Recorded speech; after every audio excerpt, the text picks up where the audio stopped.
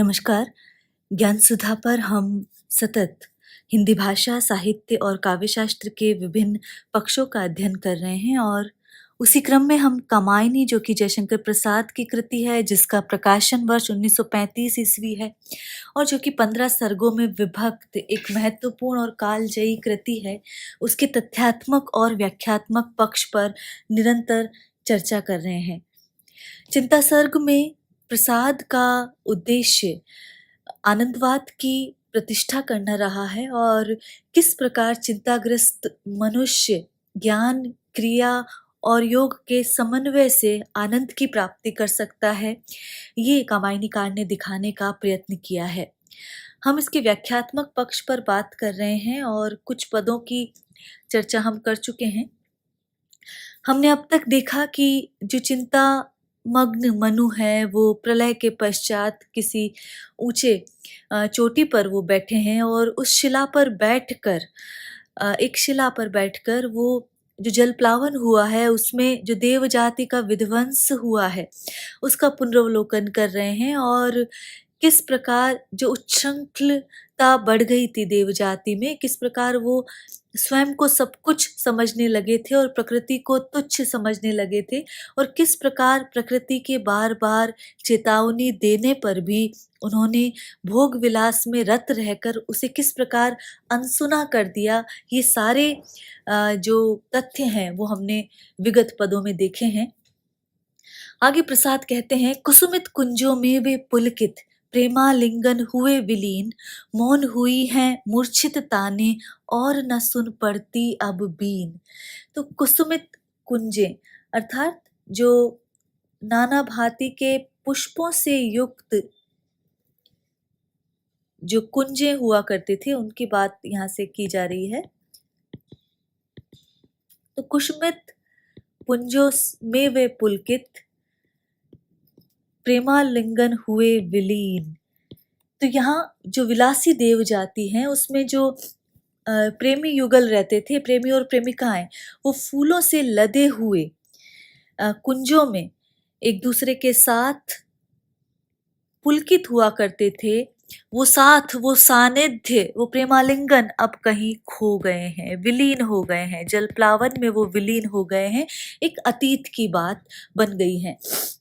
मौन हुई है मूर्छित ताने, और अब वो संगीत की जो महफिलें सजा करती थी, जो संगीत के दरबार सजा करते थे, वो ताने अब उनमें मूर्छना आ गई है, वो मौन हो गई है और न सुन पड़ती अब बीन, और ना ही अब वहाँ कहीं भी जो वीणा की ध्वनि, मधुर ध्वनि वहाँ पर सुनाई देती थी, वो भी अब मौन हो गई है, अब सुनाई नहीं पड़ती है।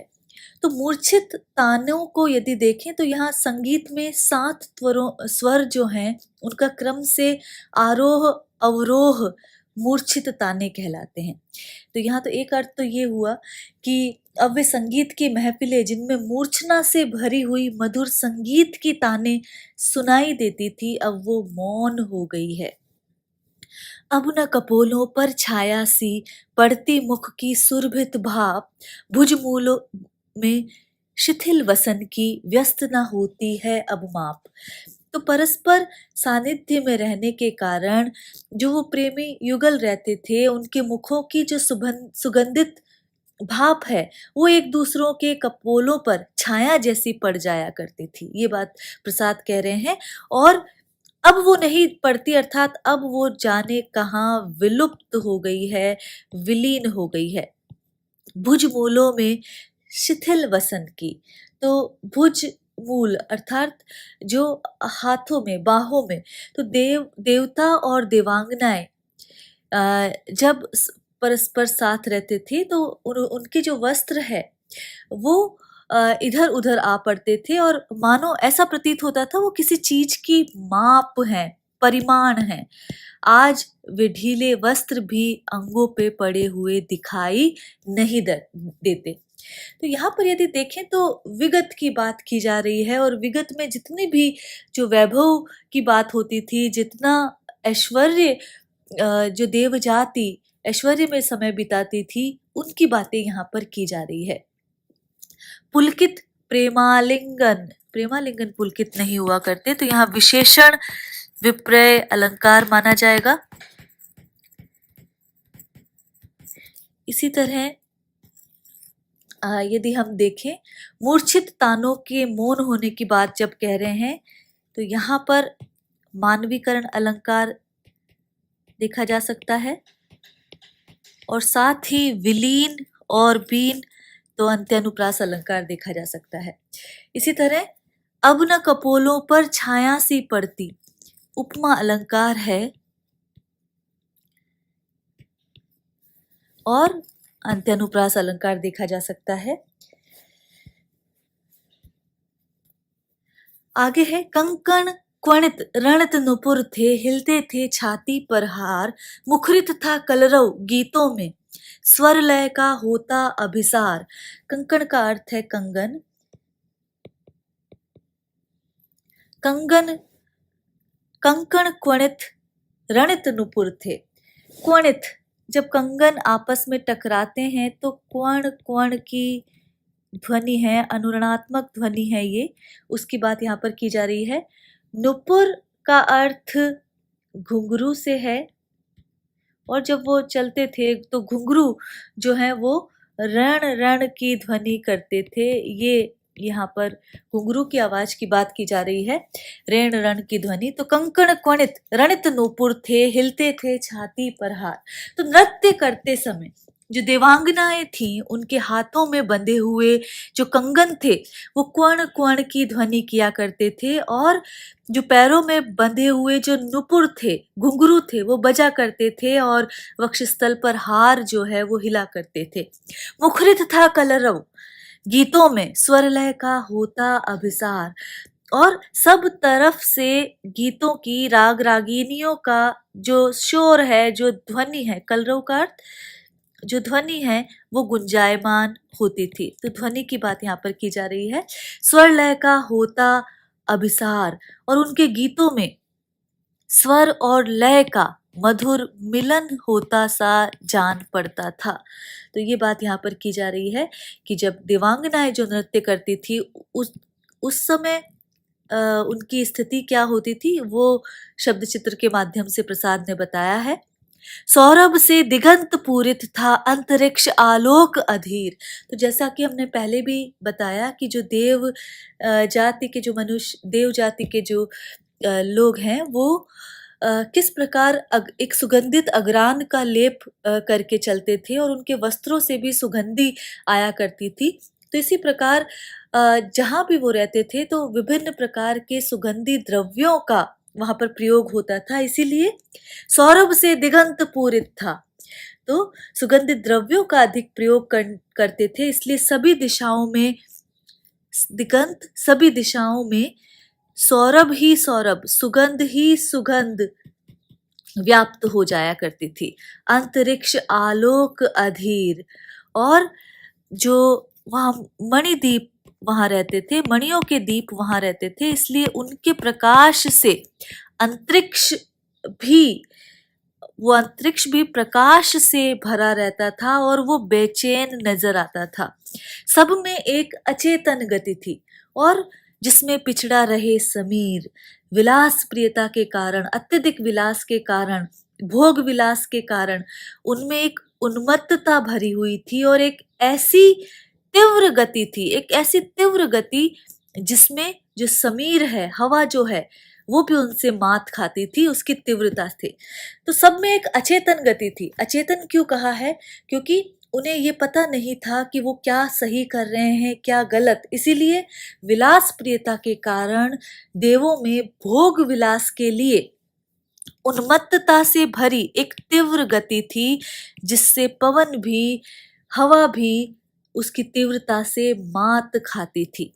अब यदि इन पदों का कलात्मक सौंदर्य देखें, तो जब हम इस पहले पद की बात करते हैं, कंकण क्वणित रणित नूपुर थे, यहाँ पर ध्वन्यात्मक बिंब यहाँ पर खींचा गया है, इसलिए नाद सौंदर्य है यहाँ पर, और ध्वन्यर्थ व्यंजना अलंकार यहाँ पर माना जाएगा। जब अनुरणात्मक शब्दों की आवृत्ति हो तो नाद सौंदर्य से युक्त मानना चाहिए। अभिसार शब्द का प्रयोग हुआ है और अभिसार में जो प्रेमी युगल है वो मिला करते हैं। तो यहाँ पर स्वर और लय का मिलन यहाँ पर बताया है और इसे मानवीकरण भी कहा जा सकता है। तो अगले पद में देखें तो कवि ने दिगंत और अंतरिक्ष को सौरभ और आलोक से परिपूर्ण बताकर और अधीर भी बताया है। तो यहाँ पर एक तरफ तो वो देव जाति जो है उसकी विलास प्रियता की बात कर रहे हैं और दूसरी ओर यहाँ पर मानवीकरण अलंकार आया है। फिर उनके गति से, उनकी उन्मत्तता की अधिकता से जिसमें पिछड़ा रहे समीर कहा गया है, तो यहाँ पर व्यतिरेक अलंकार माना जाएगा क्योंकि जो देव जाति का विलास है, विलास की गति से वायु की गति को पिछड़ी हुई बताया गया है। तो उपमान से उपमेय की श्रेष्ठता प्रतिपादित की गई है। समीर उपमान है और जो देव जाति की विलास प्रियता है वो उपमेय है, लेकिन यहाँ पर उपमेय की श्रेष्ठता बताई गई है, इसलिए व्यतिरेक अलंकार माना जाएगा। अंत्यानुप्रास तो है ही। वह अनंग पीड़ा अनुभव सा अंग भंगियों का नर्तन, मधुकर के मकरंद उत्सव सा मधुर भाव से आवर्तन। मकरंद है ये। अनंग पीड़ा का अर्थ है काम जन्य पीड़ा, काम जन्य वेदना की बात यहाँ पर की जा रही है। अंग भंगियों का नर्तन, तो अंगों की विभिन्न चेष्टाओं अर्थात अंगों को मोड़कर जिस प्रकार का नृत्य किया जाता था। मधुकर के मकरंद उत्सव सा मदिर भाव से आवर्तन, मदिर भाव से अर्थात मदिरा भाव से, मदिरा से उन्मत्त होकर। आवर्तन का अर्थ है झूमना। तो देवगण और देवांगनाएं नृत्य करते समय अपने अंगों को इस प्रकार से मोड़ते थे कि उनके अंगों और मनोभावों से उनकी जो कामजन्य वेदना है उसका अनुभव व्यक्त हो जाता था। और इतना ही नहीं, जब वो मदिरा से उन्मत्त होकर झूमते थे तो इस प्रकार उत्सव मनाया करते थे जैसे कि जो भौरे हैं वो फूलों का रसपान करते हुए झूम झूम कर मकरंदोत्सव मनाया करते हैं। तो वो इस प्रकार मदिर भाव से आवर्तन करते थे, झूमते थे, जिस प्रकार भौरे सम्मिलित होकर फूलों का रसपान करके मकरंदोत्सव मनाया करते हैं। तो ये बात यहाँ पर कही जा रही है।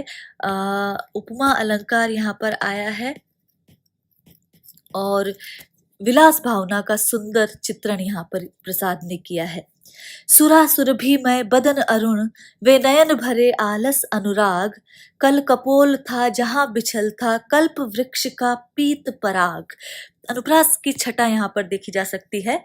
तो मदिरापान करने के कारण सुरा सुरभिमय बदन अरुण, उनके जो मुखमंडल से, जो लाल रंग का, लाल वर्ण का जो मुखमंडल था उससे सुरा की गंध आया करती थी। वे नयन भरे आलस अनुराग, और उनके मुख पर लालिमा छाया करती थी और रात दिन जागते रहने से उनकी जो आंखें हैं अलसाई रहती थी, प्रेम में अलसाई हुई सी रहती थी और उनकी आंखों से अनुराग व्यक्त होता था, प्रेम व्यक्त होता था। कल कपोल था, कल का अर्थ है सुंदर। उनके जो कपोल है, उनके जो गाल हैं वो इतने सुंदर और चिकने थे कि उन पर सौंदर्य वर्धन के लिए जो कल्प वृक्ष का पीला पराग जो मला जाता था वो भी फिसल जाता था। तो वो इतना चिकने उनके गाल थे। तो यहाँ पर सौंदर्य चित्रण किया है और कल कपोल, और इस पूरी पंक्ति में देखें तो वही व्यतिरेक अलंकार है। और व्यतिरेक अलंकार क्यों है हम जानते हैं कि उपमान से उपमेय की श्रेष्ठता प्रतिपादित की गई है। कल्प वृक्ष का पीत पराग यहाँ पर उपमान है। विकल वासना के प्रतिनिधि वे सब मुरझाए चले गए, आह जले अपनी ज्वाला से, फिर वे जल में गले गए। तो वो जो देवता और देवांगनाएं तीव्र वासना के प्रतिनिधि थे, वे सब मुरझाए चले गए और अपनी काम वासना के कारण ही वे सब मुरझा गए, अर्थात शक्तिहीन हो गए और चले गए, अतीत बन गए। आह जले अपनी ज्वाला से, तो पहले तो वो अपनी वासना की अग्नि से जलते रहे, जो कि कभी समाप्त ही नहीं होती थी। तो पहले तो वे अपनी वासना अग्नि में जलते रहे और फिर वे जल में गले, जल प्लावन में, जल प्लावन ने उन्हें गला दिया और इस प्रकार जल जल कर, जल गल कर वे पूर्णतः नष्ट हो गए, अतीत बन गए, चले गए। ये बात यहाँ पर कह रहे हैं। तो विकल वासना का प्रतिनिधि बताया है, बेचैन बना देने वाली विलास भावना का प्रतिनिधि देव जाति को बताया गया है, और किस प्रकार वो शक्तिहीन हो गए उसी तीव्र वासना के कारण, और पहले वो अपनी वासना रूपी अग्नि में जले और फिर वे जल प्लावन में गल गए। अरि उपेक्षा भरी अमरते, री अतृप्ति निर्बाध विलास। निर्बाध यहाँ पर इसे इस तरह लिखा जाना चाहिए, निर्बाध, सही रूप ये है। द्विधा रहित अपलक नयनों की, भूख भरी दर्शन की प्यास। द्विधा रहित, द्विधा का अर्थ है दुविधा। यहाँ पर कवि कह रहे हैं अरि उपेक्षा भरी अमरते, तो देवताओं को उपेक्षा की दृष्टि से देखते हुए कह रहे हैं मनु कि अरि अमरता की भावना, तेरे कारण ही जो देवता लोग हैं वो विलास में फंसकर अपने भविष्य को भूल गए, और तेरे ही कारण तो अत्यंत तिरस्कार के योग्य है। अतृप्ति की जो भावना है और जो बिना रुके जो विलास किए जाने की जो भावना है वो तिरस्कार के योग्य है, और बाधा रहित जो भोग विलास है, तेरे ही कारण देवगण और देवबालाएं परस्पर विलास क्रीड़ा में रत रहते थे, और उन्हें एक दूसरे को लगातार देखते रहने पर भी शांति नहीं मिलती थी।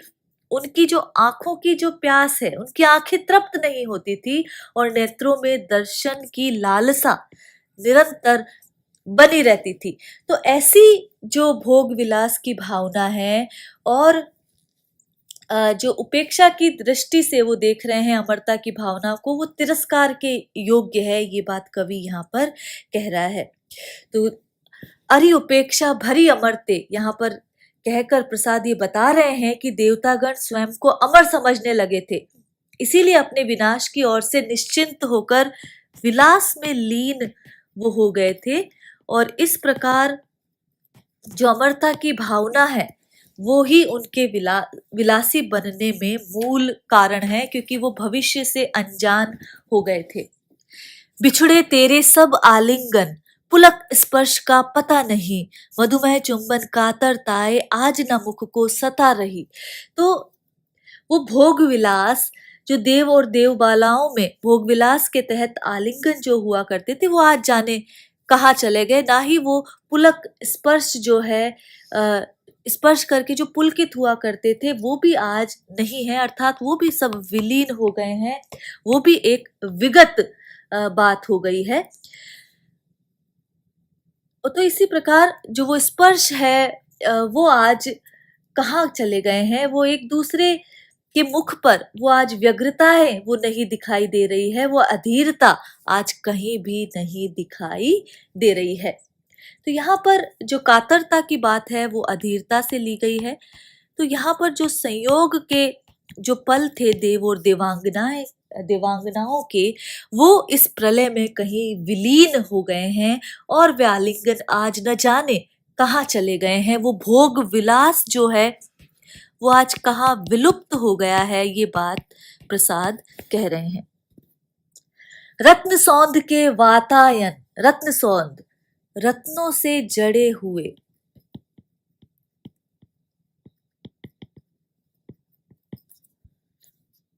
तो रत्न सौंध के वातायन, तो यहाँ पर जो देवताओं के जो रत्न जड़ित ऊंचे ऊंचे प्रासाद थे, उनके झरोकों से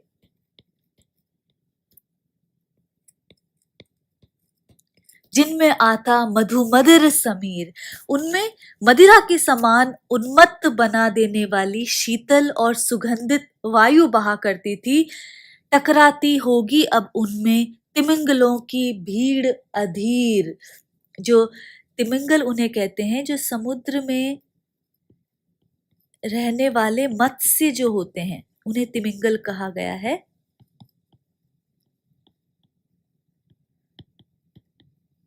टकराती होगी अब उनमें तिमिंगलों की भीड़ अधीर, कि जिनमें सुगंधित वायु जिन वातायनों में बहा करती थी, किंतु वे सभी प्रलय के अपार सागर में विलीन हो गए हैं। और आज उन झरोखों में समुद्र में रहने वाले जो मत्स्य है, मछलियां हैं, उनकी भीड़ बेचैन होकर टकराती होगी।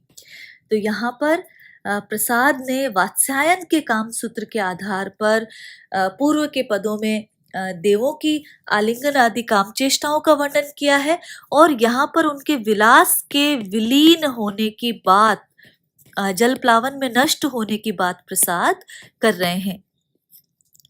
देव कामिनी के नयनों से जहां नील नलिनों की सृष्टि, देवकामिनी अर्थात देवांगनाएं, उनकी बात यहाँ पर की जा रही है। देवांगनाएं के नयन इतने सुंदर थे कि जहां वो देखती थी, वहां ऐसा लगता था कि नील कमल जो हैं वो खिल उठे हैं। होती थी अब वहां हो रही प्रलयकारिणी भीषण वृष्टि, अत्यधिक वर्षा को भीषण वृष्टि कहा गया है। तो सुरबालाओं के नेत्र जो हैं, देवांगनाओं के जो नेत्र हैं, वो अत्यंत सुंदर थे, और जिस ओर वो देख लेती थी उधर ही नीले कमल उत्पन्न हो जाते थे। अर्थात नील कमलों की सृष्टि तो उन्हीं के ही नेत्रों से हो जाया करती थी, और वे नेत्र नील कमलों से भी सुंदर थे। लेकिन अब देव वनिताओं के नेत्रों से जो नील कमल उत्पन्न होते थे, आज वहां पर प्रलयकारिणी अर्थात सर्वस्व नाश करने वाली जो प्रलय की वर्षा है, वो आज वहां पर हो रही थी। वे अम्लान कुसुम सुरभित मणि रचित मनोहर मालाएं, बनी श्रृंखला जकड़ी जिसमें विलासिनी सुरबालाएं। तो वे अम्लान, अम्लान का अर्थ है खिले हुए। तो विलास में उन्मत्त जो देव वनिताएं थी, वो अक्सर सुगंधित पुष्पों और मणियों की सुंदर मालाएं धारण किया करती थी। लेकिन वो जब मालाओं से युक्त देवांगनाएं जब जल में विलीन हुई, समुद्र के अंदर वो डूबी, तो वे मालाएं शोभा नहीं बढ़ाती, वरन अब श्रृंखला बनकर, जंजीरें बनकर, जंजीर बन गई होंगी, और उसमें वो जो विलासिनी सुरबालाएं हैं वो जकड़ गई होंगी, उसमें उलझ गई होंगी। ये बात यहाँ पर प्रसाद कह रहे हैं कि जो सुगंधित पुष्पों और मणियों की मालाएं देवांगनाएं धारण किया करती थी, उनकी मालाएं आज उन्हीं को जकड़ लेने वाली जंजीर बन गई होगी, क्योंकि समुद्र के अंदर वे मालाएं शोभा नहीं बढ़ाती, अपितु उन्हें और अधिक उलझा देती है। तो आंखों से कमलों को तुच्छ बताया गया है पहले के पद में, यदि हम देखें तो इसीलिए यहाँ पर व्यतिरेक अलंकार आया है, और अंत्यानुप्रास अलंकार सभी पदों में देख सकते हैं। देव यजन के पशु यज्ञों की वह पूर्णाहुति की ज्वाला, जलनिधि में बन जलती कैसी आज लहरियों की माला। तो देव यजन, दिव्य शक्तियों को प्रसन्न करने के लिए किए गए यज्ञ, देव यजन के पशु यज्ञों की, ऐसे यज्ञ जिसमें पशुओं का वध करके उनकी आहुति दी जाती थी, वह पूर्णाहुति की ज्वाला, यज्ञ की समाप्ति पर जो पूर्ण सामग्री की आहुति दी जाती है और उससे जो ज्वाला निकलती है, उसकी बात यहाँ पर की जा रही है। जलनिधि में बन जलती कैसी आज लहरियों की माला। तो यहाँ पर देव जाति दिव्य शक्तियों को प्रसन्न करने के लिए पशुओं का वध करके उनकी आहुतियां देकर यज्ञ किया करते थे। तो आज पशुओं की मांस की पूर्णाहुति से उत्पन्न जो ऊंचे लपटे हैं वह ही जलनिधि अर्थात समुद्र, प्रलय के समुद्र में ऊंची ऊंची लहरें बनकर जल रही है। अर्थात जिस प्रकार देवों ने पशुओं का वध किया, वैसे ही प्रलय की बाढ़ की लहरों ने किसको नष्ट कर दिया? देवताओं को विनष्ट कर दिया। ये बात यहाँ पर प्रसाद बता रहे हैं। तो यज्ञों में किए गए निरीह पशुओं के वध को देखकर ये बात यहाँ पर की जा रही है। और ज्वाला में लहरों का आरोप किया गया है, इसलिए रूपक अलंकार है। और पशु वध को भी जो है कवि ने प्रलय का एक कारण यहाँ पर सिद्ध कर दिया है। उनको देख कौन रोया यूं, अंतरिक्ष में बैठ अधीर, व्यस्त बरसने लगा अश्रुमय, यह प्रालय यह हलाहल नीर। प्रालय का मतलब है प्रलय संबंधी। तो उन पशुओं के वध को देखकर निश्चित ही आकाश में बैठा हुआ कोई रोया होगा, तभी इतनी भीषण प्रलयंकारिणी वर्षा हो गई। तो यज्ञों में किए गए निरीह पशुओं के वध को देखकर अंतरिक्ष में बैठी हुई दिव्य शक्तियां रोई होंगी और उससे ऐसे आंसू निकले होंगे, विस्मय आंसू निकले होंगे कि उन्होंने इधर उधर फैलकर ये प्रलय संबंधी जो विस्मय जो नीर है वो बहाया होगा और उसने फैलकर देव जाति को पूर्णतः नष्ट कर दिया। तो यहाँ पर प्रलय की वर्षा में देव शक्तियों के आंसुओं की उत्प्रेक्षा यहाँ पर की गई है। और साथ ही मानवीकरण अलंकार यहाँ पर बताया है। हाहाकार हुआ क्रंदन में, कठिन कुलिश होते थे चूर, कठिन कुलिश होते थे चूर। कुलिश का अर्थ है बिजली, क्रंदनमय का अर्थ है रुदन। तो उस प्रलय काल में सब और भारी शोर रुदन मचा हुआ था, सभी ओर से रुदन की आवाज आ रही थी और बादलों से कड़कती हुई जो बिजलियां हैं वो चूर चूर होकर सर्वत्र गिर रही थी और उनका विलास जो है वो समाप्त हो रहा था। तो कठिन कुलिश होते थे चूर, तो बिजलियां जो है पृथ्वी पर चूर चूर होकर गिर रही थी। हुए दिगंत बधिर, और बिजली की आवाज इतनी तीव्र, इतनी भयंकर थी, इतना भीषण उसका रव शोर था कि जो दिशाएं हैं वो भी बहरी हुई जान पड़ती थी, बार बार होता था क्रूर। तो बिजली की आवाज इतनी क्रूर थी, इतनी बुलंद थी कि दिशाएं उससे बहरी हो रही थी, अर्थात सारी दिशाओं में बिजली की गर्जना व्याप्त थी। ये बात यहाँ पर कही जा रही है।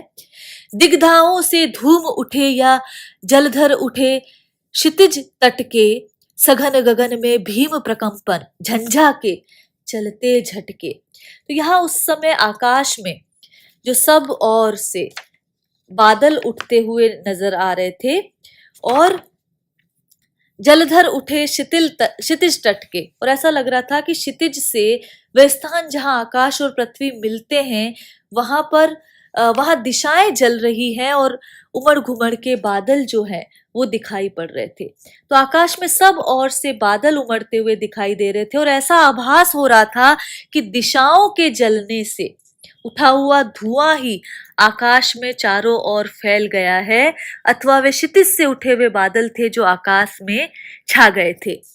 सघन गगन में, संपूर्ण आकाश में भीम प्रकंपन, भयावह प्रकंपन वहां पर हो रहा था और झंझा अर्थात आंधी तीव्र झटकों के साथ वहां पर चल रही थी। तो प्रलय कालिक सर्व समा, सारा वातावरण प्रसाद यहाँ पर बता रहे हैं। अंधकार में मलिन मित्र की धुंधली आभा लीन हुई। तो मलिन मित्र, मित्र का अर्थ यहाँ पर सूर्य है। तो अंधकार में, जो बादलों से घिरा हुआ जो सूर्य था, अंधकार में जो मित्र स्वरूप वहां पर था, उसकी जो धुंधली चमक थी वो भी अंततः लीन हो गई, समाप्त हो गई। आभा जो चमक है, जो ज्योति है, वो भी लीन हो गई क्योंकि बादल वहां प्रलयंकारिणी थे।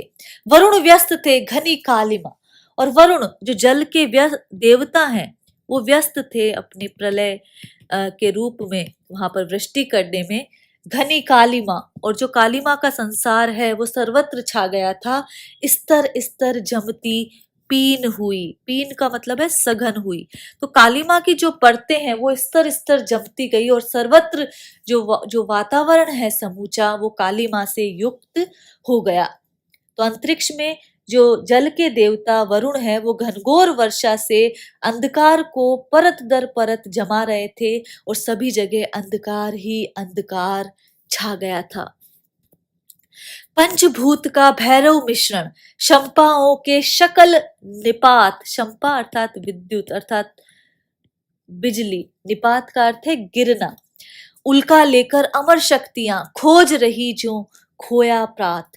तो पंचभूत का भैरव मिश्रण, उस समय वातावरण में पांचों तत्व उस प्रलय काल में बड़ी तीव्र गति से मिल रहे थे, उनका भैरव मिश्रण, विकराल मिश्रण हो रहा था और शंपाओं के शकल निपात और बिजली वहां पर खंड खंड होकर गिर रही थी। शंकाओं के शकल निपात, टुकड़े होकर बिजली गिर रही थी। उल्का लेकर अमर शक्तियां खोज रही जो खोया प्रात। तो इस प्रकार लग रहा था, ऐसा प्रतीत हो रहा था मानो प्रकृति की दिव्य शक्ति बिजली रूपी मशाल हाथ में लिए हुए जो प्रातःकाल कहीं खो गया है उसे ढूंढने के लिए निकल पड़ी है। यहाँ पर मानवीकरण अलंकार आया है और प्रलय की विभीषिका का चित्रण यहाँ पर प्रसाद ने किया है। बार बार उस भीषण रव से कंपती धरती देख विशेष, मानो नील व्योम उतरा हो आलिंगन के हेतु अशेष। तो यहाँ पर भीषण रव, भयानक ध्वनि से धरती को कांपता हुआ देखकर ऐसा प्रतीत होता था कि मानो बिजली की गर्जना सुनकर पृथ्वी भय से कांप रही है और इस प्रकार पृथ्वी को कांपती देखकर आकाश जो है, नीला आकाश जो है वो उसे धैर्य बंधाने के लिए बूंदों के रूप में नीचे उतर आया है और आलिंगन कर रहा है। तो ये एक कल्पना है, उत्प्रेक्षा अलंकार है कि मानो कांपती धरती को देखकर आकाश जो है, नीला आकाश जो है बूंदों के रूप में उसे धैर्य बंधाने के लिए नीचे उतर आया हो। उधर गरजती सिंधु लहरियां कुटिल काल के जालों सी, उपमा अलंकार, चली आ रही फैन उगलती फन फैलाए व्यालों सी। व्याल का अर्थ है सर्प। कुटिल काल, विकराल मृत्यु।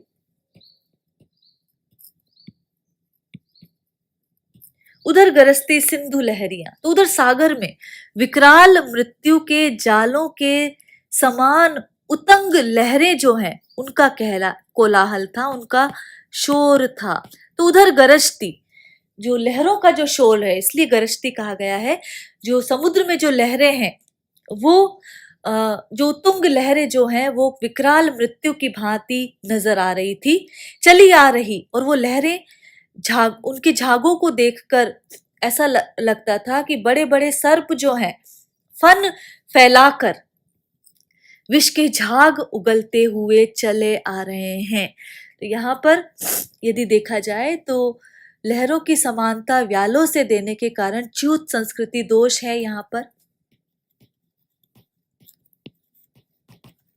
यहाँ विकरालता का चित्रण किया गया है, इसलिए ये दोष भी ठीक लगता है। चित्रोपम शैली है और उपमा अलंकार की बात यहाँ पर की जा रही है। कुटिल काल के जालोसी में और व्यालोसी में। धसती धरा धधकती ज्वाला, अनुप्रास अलंकार, ज्वालामुखियों के निश्वास